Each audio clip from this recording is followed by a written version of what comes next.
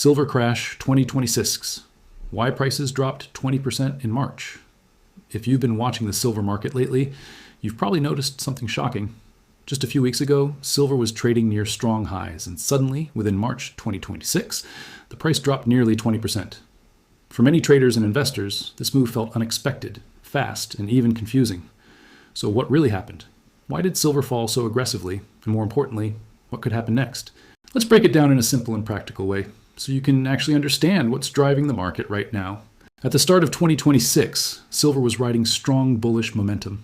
The metal had already seen a powerful rally in 2025, supported by industrial demand, especially from solar energy and electronic sectors. Many investors were also treating silver as a hedge against inflation and global uncertainty. Because of that, prices climbed rapidly, even touching extreme highs earlier in the year. But whenever a market moves too far, too fast, a correction becomes almost inevitable. And that's exactly what March 2026 turned into, a sharp correction phase. The first and most important reason behind the crash is the strength of the US dollar. Silver, like gold, is priced in dollars. When the dollar becomes stronger, it makes silver more expensive for buyers using other currencies. This reduces global demand and puts pressure on prices. Throughout March, the dollar gained strength due to changing expectations around US monetary policy. Investors began to realize that the Federal Reserve might not cut interest rates as quickly as previously expected.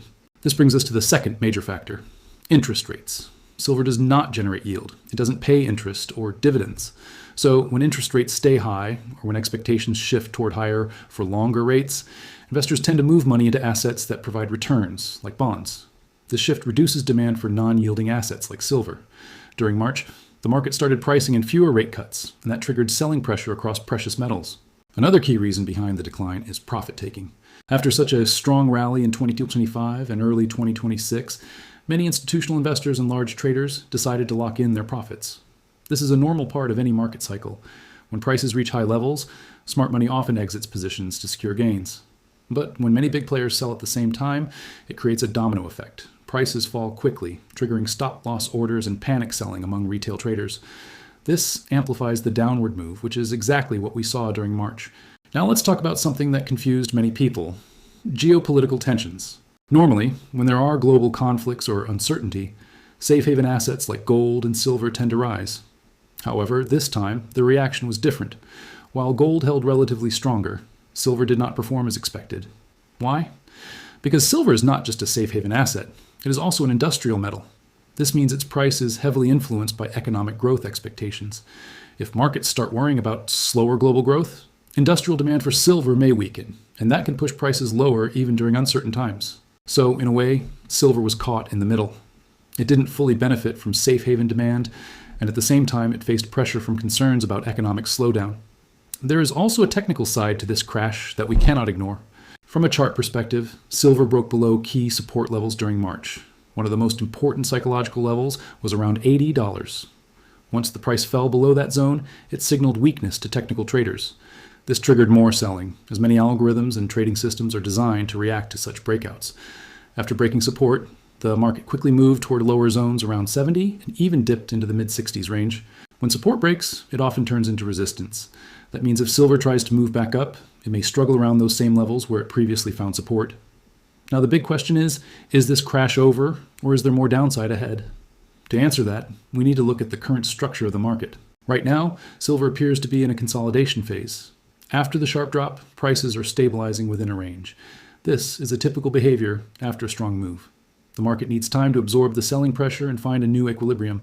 The key support zone is around $65 to $70. As long as this area holds, we could see a base forming. On the upside, resistance is clearly visible near $75 to $80. For silver to regain bullish momentum, it needs to break and hold above that zone. Until then, the market may continue moving sideways with high volatility. Let's explore the possible scenarios going forward. In a bullish scenario, if the US dollar weakens and the Federal Reserve signals rate cuts again, silver could recover strongly. Lower interest rates would reduce the opportunity cost of holding silver and attract investors back into the market.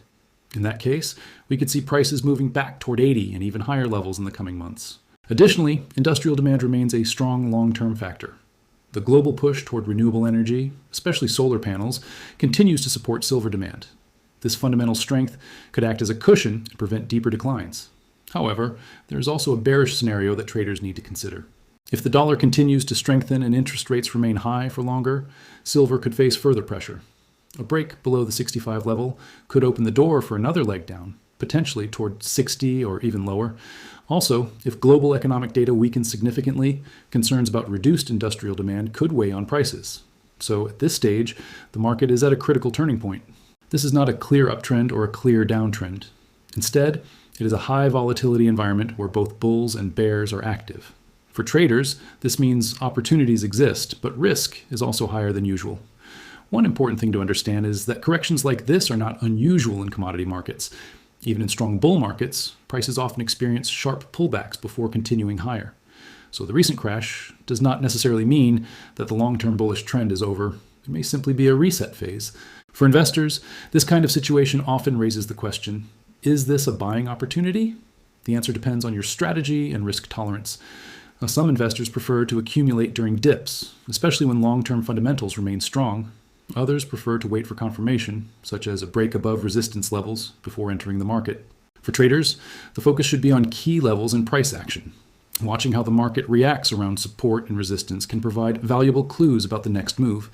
As we move into April 2026, all eyes will be on a few key factors: U.S. inflation data, Federal Reserve statements, and the direction of the U.S. dollar.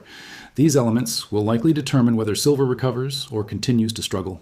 So, to sum it all up, the silver crash in March 2026 was driven by a combination of factors: a strong U.S. dollar, shifting expectations around interest rates, profit-taking after a major rally, and technical breakdowns in the chart.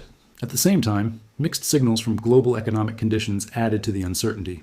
Looking ahead, the market remains highly sensitive to macroeconomic developments. A recovery is possible, but risks are still present.